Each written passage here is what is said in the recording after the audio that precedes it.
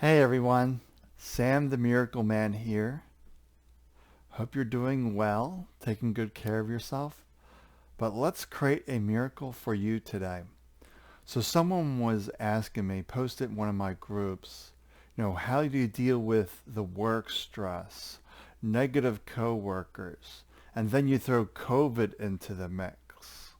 How do you deal with all that? How do you make sense of that? How do you pull through those challenges? So I'm not really sure. We'll see what comes up in those areas. So we have to realize with COVID, life has changed completely. The way we did things in the past is definitely different in every aspects of life. Life is just different now. And I think it's going to stay this way, never quite returning back to the way it was. That's the reality of COVID, and it has changed everything. So the mind gets a little stuck, if you will, on how things were done in the past, has little resistance to doing it a new way. And that's the mind in general. This craziness does not like change. So when you throw change onto the situation, the mind protests, resists, which will actually increase your stress level for these changes. Because maybe you had a system before and someone said, nope, forget that. We're doing it this way now. But you did it that way for all these years. Now you have this new way. And it feels a little uncomfortable, a little different. You're not used to doing it this way. So that's increasing the stress. And plus we have all these COVID stories out there that are creating more stress, more fear, more programming, more adding more to the head trash, more to be concerned about. So that's dealing with the stress. That's explaining the stress a little bit of the COVID. But then you have your negative coworkers, if you will. So just be mindful of them and realize they're doing the very best they can with their level of awareness and their understanding of the situation. You have to realize most people are living up here in the mind. It's constantly going on a loop. They really don't see new information. They just know their story. And their story likes to complain, make excuses, what's wrong, what's not right. And that's just where they are. But you want to be mindful not to approach them in that same energy. Then you get entangled in this energetic soup. Their negativity, your negativity, and you keep feeding off each other and you amplify that. But there's one thing that counters negative energy all the time. Love and presence. That you're not operating up here, you're operating at this deeper place. So just notice when you see this person approaching you, walking up to you, calling you on the phone, whatever, just notice your energy. Are you judging them on a past experience, or can you be here fully now with them and hear their story? Then ask them questions about their story. Why do you think this? Why do you think that? It seems like, and get them to, you want to break the pattern for them.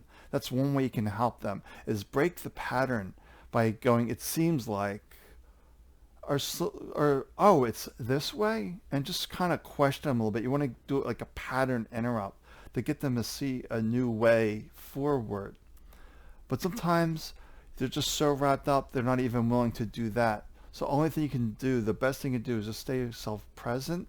And when you see this person approaching or you're seeing that they're calling, just say, I'm going to love this person just the way they are. Now this is a challenge. The mind does not like to love your enemy, if you will. It likes to see division, separation. But you have to realize we're all the same energy. They're a perfect spirit, just like you. Everyone is a perfect spirit, but they're trapped in their human experience. They're trapped in the identity of the body, the mind, the thoughts. They're simply trapped. And the way you help them untrap themselves, as you will, is by being present, being fully here with them, and not entertaining your stories about them. Oh, there they go, blame again. There they go, making excuses. Oh, they're doing that again. Let go of the past. Be here as much as possible. Really fully listen. Don't add to their negativity. Because once you add to their negativity, yeah, your stress level is going to go up. But we're here to let go of all that stress, all that worry, all that anxiety. We're here to empty out our mental junk drawer. All these collections of thoughts, beliefs, past stories, they just keep accumulating up here, bouncing around, rattling around. And it's all nonsense. That to remember, living from here changes everything. But it's not like you can do it instantly. You can do it here and there at first. It's a practice. But you keep on practicing, one step after another step. Don't judge, don't condemn yourself. Just notice, oh, I did that again. No worries, try again. And just keep trying, because there is no perfection. You're just simply doing your best in this moment. So if you're finding yourself stressed, worried, anxious, just know that you're living up in here and not here. Your mind's just caught. And the way you unstick the mind is by noticing your feet on the ground, noticing what you're touching. And if that doesn't work, stamp your feet on the ground. Really make contact. Get yourself out of this. Because mine can be up here or here. You really want to get the mind to focus on this moment. And whatever you can do to make that happen. You know your technique, your recipe. How do you snap yourself back into this moment? Is it holding an ice cube? Is it jumping into a cold shower? What is your recipe to get you into this moment? Is it dancing? Is it a creative expression? Is it doing a hobby, going for a walk? There's 1,001 ways out of the mind. You simply have to find that way for you. Because life is here to be enjoyed, to have fun, to be the light, to see everyone as perfect spirit. That is our challenge.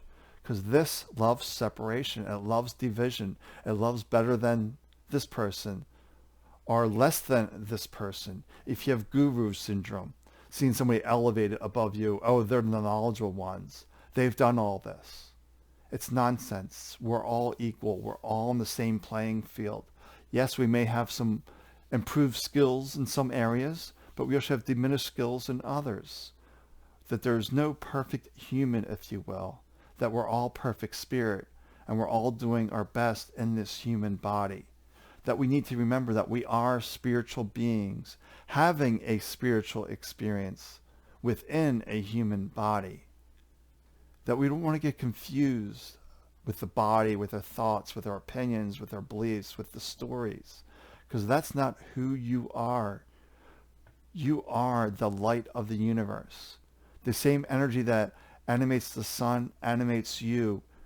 The same energy that creates this mouse, for example, created you. That we're all this one energy at the quantum level. Then we have these different expressions of that quantum energy, the 0 point, and all different things. But we are that energy.